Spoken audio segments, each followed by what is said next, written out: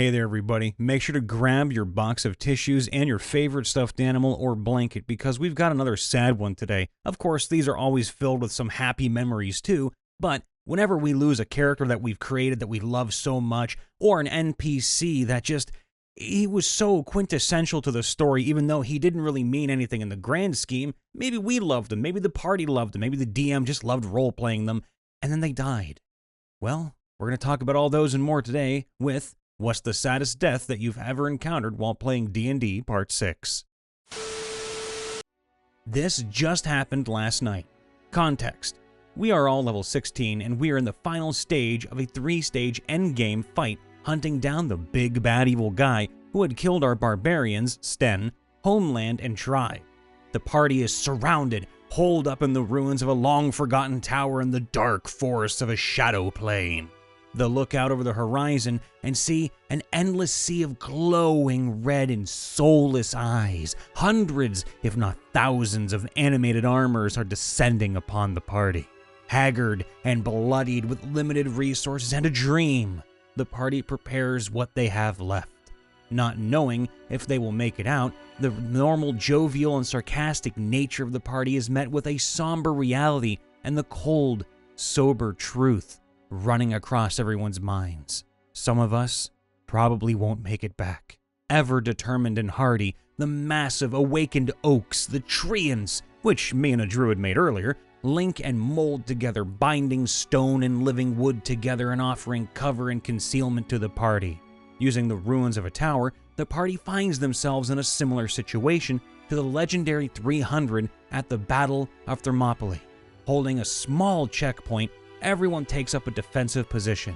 The cleric, Jack, and the druids, Rad, me, and Goodman, all summoning the limits of their combined divine and natural powers, bringing down thunder and fire. Storms rage across the field, and a huge tornado tears across the landscape. But something is missing. The party looks around. Where's Sten?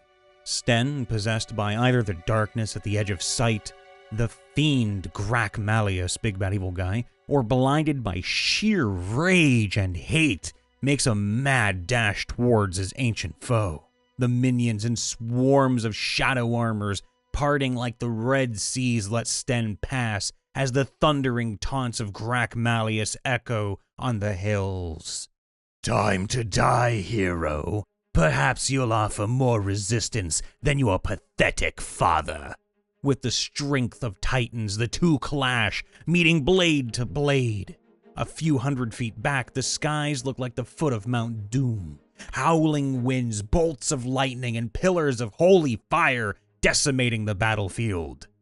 Garrick, the Indomitable, and Shiara, the Unwavering, a monk and blood hunter respectively, hold the steps onto the tower and beat back the living yet lifeless armored shells, protecting Jack, Rad, and Goodman as they continue assaulting their foes with their combined magics. After exchanging blows with Grack Malleus, Sten finds himself wounded badly. In desperation, he pulls the ancient horn from his side, blowing a rally cry across time and space. 24 spirits from the halls of Valhalla appear in their midst, coming to Sten's aid. He looks up to see that they are the spirits of his tribe, his kinsmen, brothers in life and death, meeting their great foe again. They all swarm over Grack Malleus, doing what they can to damage him. Jack and Rad, hearing the horn as well, rush to the aid of Sten. As they close in, Grack Malleus puts his hand over his blackened heart, and using his evil magic, shatters the spirits, nearly killing Sten as well with an explosive energy blast. As Sten's vision is fading away, he sees his brothers in arms, and his father. Thanos snapped out of this plane as they all turn to ash in front of him. Jack heals Sten, and with the rage of his whole tribe and all his ancestors before him, Sten charges in once again. Rad uses the last of his strength to set Grack Malleus' armor on fire, burning the ancient evil. Sten advances to meet Grack Malleus, sneaking behind the villainous foe while his allies distract him. After several brutal blows landed, Sten sees an opening. The melted and cracking armor opened up near the neck. He grabs his spear from his back and gives out a loud battle cry as he jams the spear home.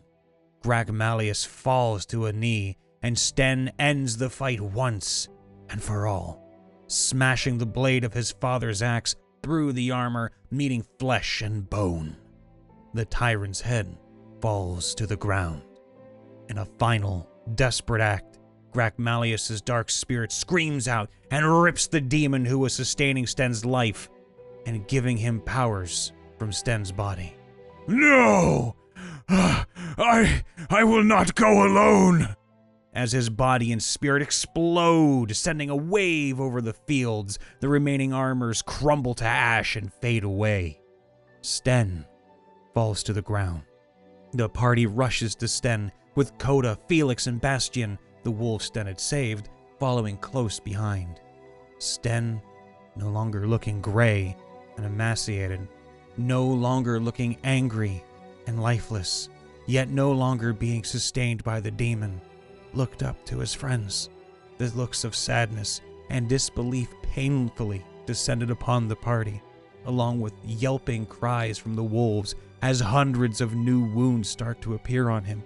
Every injury he's taken since meeting this demon.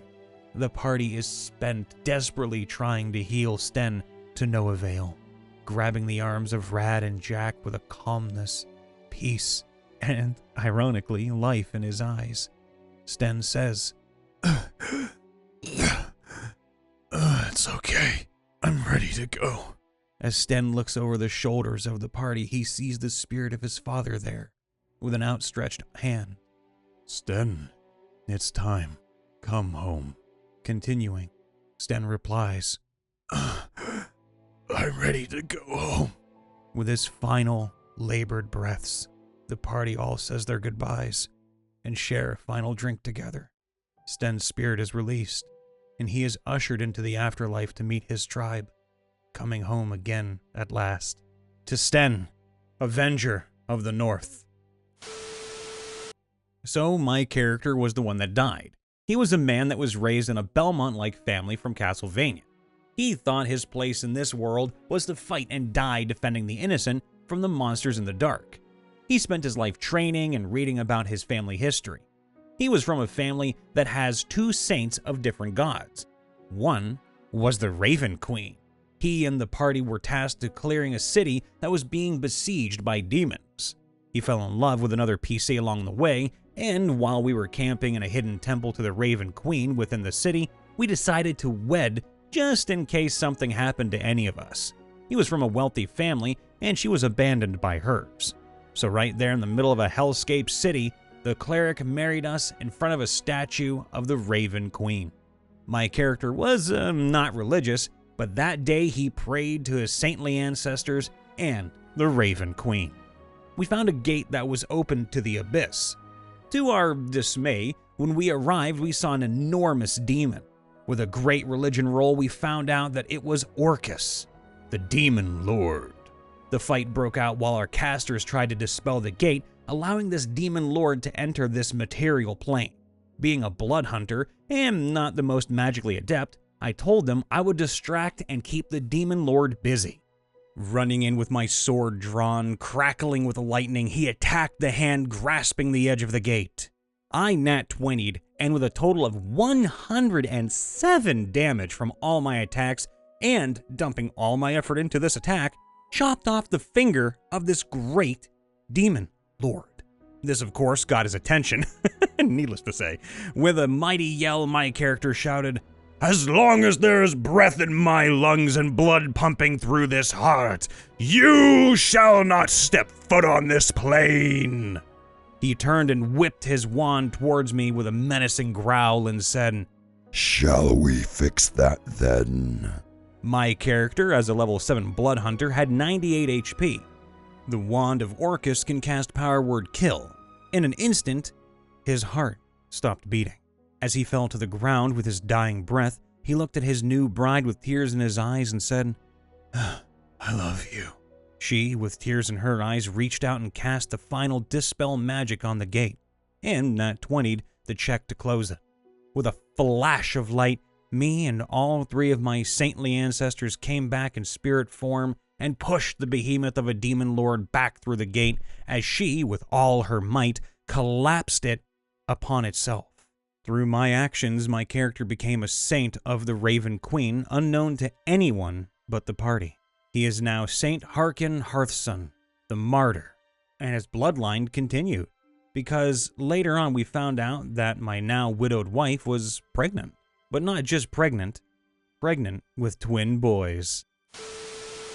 I DM'd a small campaign I made from modifying the marionette one-shot turned into 3 sessions, 5 hours each. Ooh, nice. And throughout the campaign, I made my party interact and establish a relationship with Isabella, be it her past form from the magic ritual or her current mischievous ghost form. My party didn't listen to the details I gave them, naturally, and they made multiple bad decisions during the final session. They murdered Isabella's ghoul friends because they thought, scary-looking girls approaching must kill monsters, oh my god. Ignoring that, I said Isabella wanted them to meet the friends who kept her company for years. They also started the boss battle against Glovia, Isabella's mother, by trying to steal her research book as leverage. They said, and I quote, "We thought she was a mage and that book was a grimoire," even though I mentioned multiple times she was a scholar-type character. At the end of the fight, Glovia got gutted by one of the party members, and she disappeared out of the boss room with Misty Step, leaving a blood trail to follow. The players find the mother bled out and dead just as she was about to reach Isabella's bed, and Isabella is there in her room staring at her mother's corpse. My players felt guilty and asked if Isabella would like to adventure with them. She replied, "No, after all this time, I can finally be with my family again," and disappeared. My players felt so much guilt, they carried both their corpses and buried them together outside the manor. The session ended with my players telling me, "We won, but it doesn't feel like a victory. What we did hurts my heart." Hey everybody, Brian Von Via here, just making sure to check in after the vid. I know a lot of these stories were sad as hell, and believe you me, they made me sad too. They really did. I'm an emotional guy. I have empathy. It just hurt my heart. My heart. That said, make sure to leave a like, subscribe, and to ring that bell so you can get notified when we post sad stories like this or chipper, funny, haha ones in the future. Or if we go live, which we tend to do sometimes, but not too often anymore. But if you also want to catch us really live, do so on Twitch. You can see the links in the description below. Same for our TikTok and our subreddit r/MrRipper, where you, the viewer, can actually post a story to us and have us read it out for the whole world to hear. So there you go, give it a try. And if you want to come say hi to me, Brian Von VA, please do so over on Twitch and YouTube. All the love, everybody. I try to end things on a positive. I just want to say one thing. With life comes death. It's an inevitability. We can't escape it. We can't hide from it. But listen. The good part, the silver lining about it, is that everyone who dies will always live on in your heart. In real life, in D&D, everything. If someone passes away, they will still be there deep down inside. Just don't forget them. Honor their memory. Cherish it. Laugh and cry, telling stories of their honor and glory, or their hilarious moments that, just everyone would find embarrassing, but it's a wholesome memory. Leave it there. Enjoy it. Because that's what the people who have been gone for ages would want us to do. To remember them in a fond way. That's all you can really do. Love often, love happily, love honestly, and love yourselves too. I'll see you next time. Bye for now.